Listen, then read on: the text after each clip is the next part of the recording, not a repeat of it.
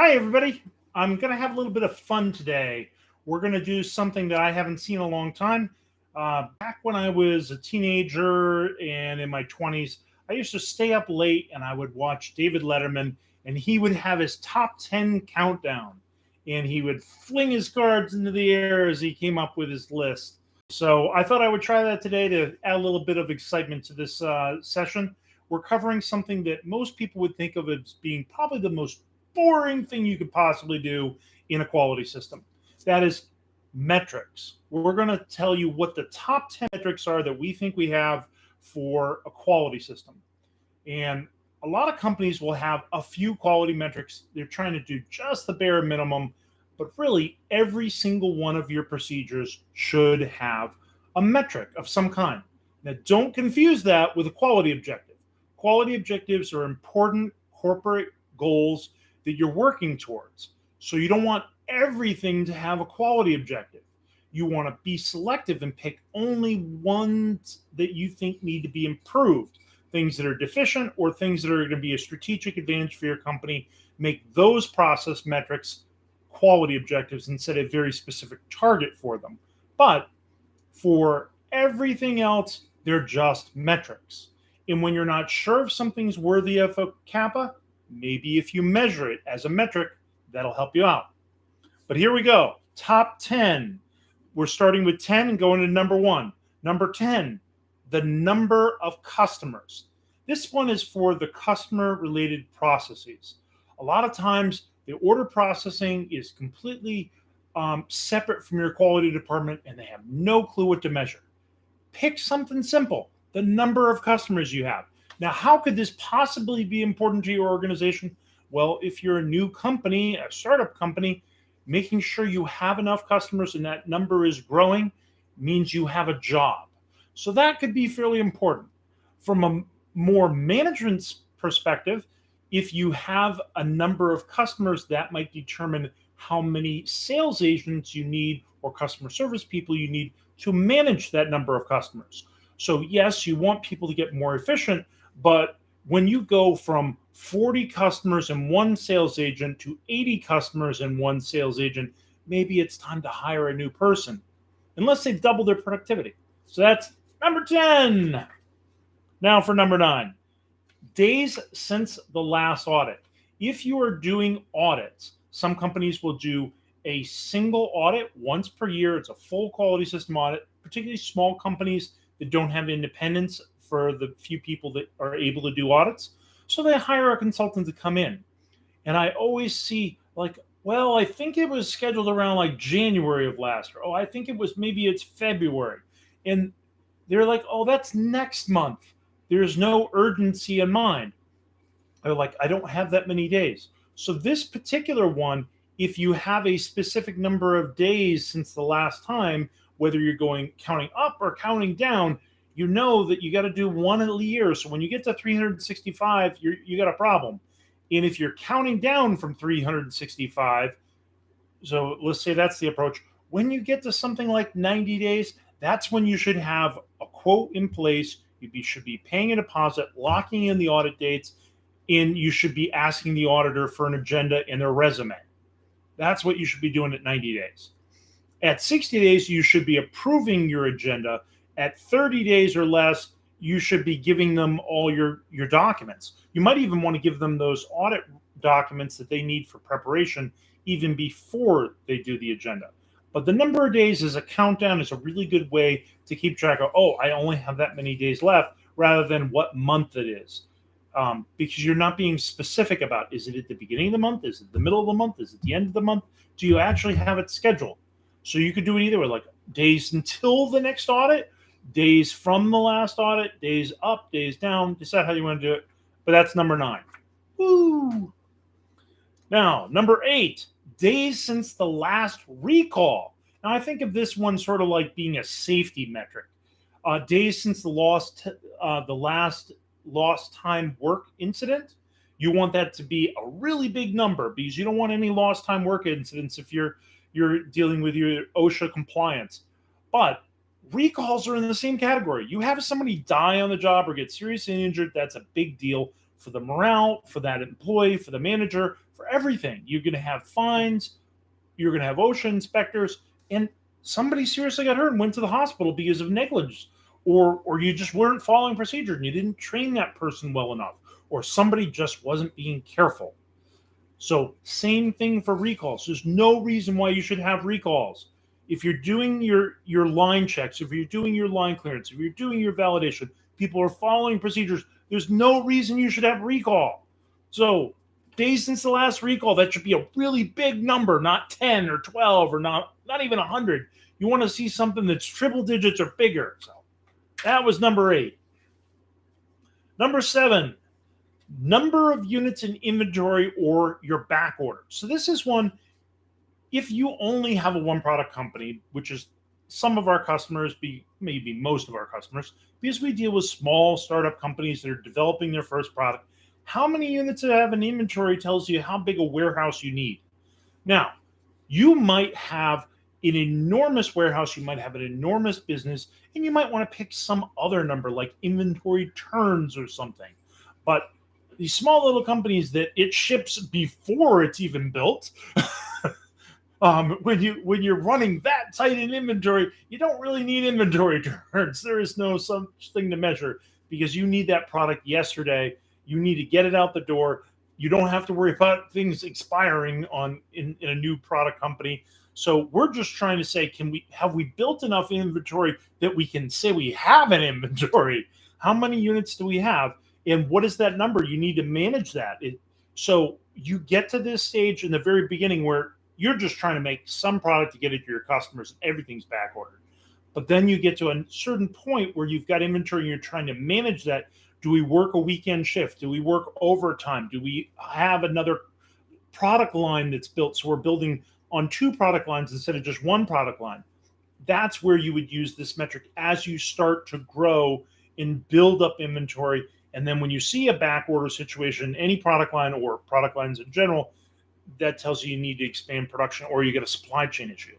So I think that's a powerful one for the warehouse to have, because you have a shipping and handling procedure, inventory management. That's number 7. So number 6, number of metrics using statistics. Now, you have a statistical techniques procedure required by the FDA. It's 21 CFR 820.250. You might be incorporating that with your data analysis. But how many of your metrics are actually using statistics, or are you just counting things? Are you just drawing a graph, a bar graph? Simple metrics versus statistics. As your company becomes more controlled and more predictive, you should be able to dial in the performance of every process. Now, I'm not saying you have every single one of these metrics is going to be statistics, but how many of your process metrics have statistics? That should be a number you're thinking about. So if you have, let's say, 35, 40, 50 procedures, and not one of those procedures has a metric that involves statistics, huh? So it could be the number of them, it could be the percentage of them, but it's an idea for the statistics procedure. What's your metric there? Number 5, we're getting close to the top 10. CPK for reporting completed on time. Now, this is a pet peeve of mine. You're required to report within 30 days most of the time for adverse events, whether in Europe now is 15 days, but everybody's like, well, I just did it on the 29th day. I did it on the 29th day. I did it on the 29th day. Well, if everything's on the 29th day, what happens when you screw up? You're on day 31. So just that little tweak in the process, and now you're late. Somebody had a bad week. Somebody was out sick, whatever it was. I don't want to know that I just have pass fail. I want to know, am I passing by a lot, or am I passing by just by the hair of my chinny chin chin? So if you are thinking about you want a metric for your vigilance process and your MDR reporting and your Canadian incident reporting, look at a one-sided CPK. CPK is a process capability metric. It involves statistics, and it's going to tell you, am I passing with a 95% confidence, a 90% confidence, 60% confidence? You want to know that you're passing all the time and by a good margin. And some people say, well, I don't want to do that because I want to wait until I get I'm going to give it to the last possible minute. No, no, no. They changed the European regulations because they want people to report this stuff sooner. Do a preliminary report and then to do a supplemental report later. So you keep that CPK under control and you have that 95% or better confidence. That was number 5. Now for number 4, the number of product complaints. Now, you could also use percentage of product complaints. That would be a good idea. I like percentage of product complaints better because we're looking at what percentage of our total volume. Is that 1%? Is it 10%? Is it 0.01%? And you should be thinking, I want to be thinking like Six Sigma. How many Sigma is this? Is it a 3 Sigma, 4 Sigma, 5 Sigma, 6 Sigma process? And if you think 6 Sigma is good, go talk to a company that's doing surface mounted processes for PCBs. I've seen some of those companies that are doing mil-spec work for your navigation systems in those stealth bombers. Those guys are doing 12 Sigma for the quality of some of those processes. That's how good their automated equipment is, and that's how detailed they've gotten in validating their process and making sure every single one of those boards is good. They do not have scrap. And when you have a $10,000 board that has ridiculous number of components in it and it's 8 to 12 layers thick, you don't want to have any mistakes. So percentage of product complaints would be something that you really want to be looking at. How many people are complaining as a percentage of the whole product that we're making, and then you would want to do a Pareto analysis whenever you see a problem on that trend. That was number 4. Now for number 3, we're getting close to the top here. Procedure age. This is one I just came up with recently. I was trying to come up with what is the metric that you should use for your document control process. And the one that I've always seen people use is, oh, it can't be more than 2 years old.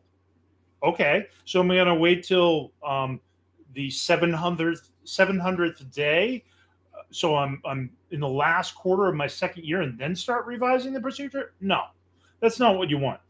So you want to measure the average age of the you want to measure the procedure age, and where are you going to put that? We have a master document list, and we put in each of those what is the age of that. So today's date, so you type in a formula equals today, parentheses, and then minus, and you subtract the date that it was created, and that gives you a number since it was created, whatever that DCA end date was.